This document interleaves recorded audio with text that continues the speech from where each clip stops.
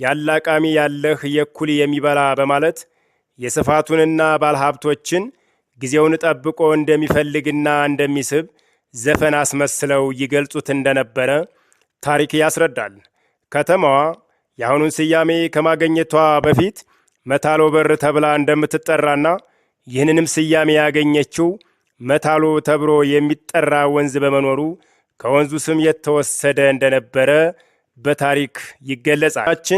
የቱሪስት መስህብ ቦታዎች ያሏት ሲሆን ከነዚህ ውስጥ ጥቃና ቅዱስ ዮሐንስ ዋሻ፣ መሆነኛ አምባ ተራራ፣ የጀመል ኤደን፣ የጋኔና ዋሻና ንፋሳት ኢየሱስ ቤተ ክርስቲያን ተጠቃሽ ናቸው።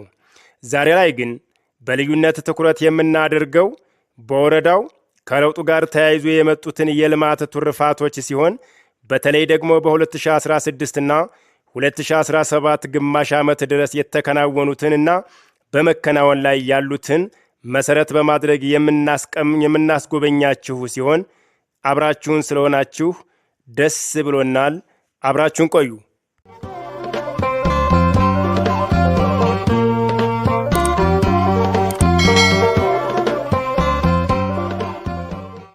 በወረዳው እየተሰሩ የሚገኙ ልማቶች የወረዳውን ገጽታ ከመቀየሩም በላይ የኢኮኖሚውን ዘርፍ ከፍ ያደርጋሉ ተብሎ የወረዳው የለውጡ አመራሮችና የወረዳው ማህበረሰብ ተናበው ወደ ሥራ ከገቡበት ጀምሮ አንቱ የሚባል ሥራ በወረዳው የተለያዩ ቀበሌና ቦታዎች ላይ ተከናውነዋል፣ በመከናወን ላይ ይገኛሉ።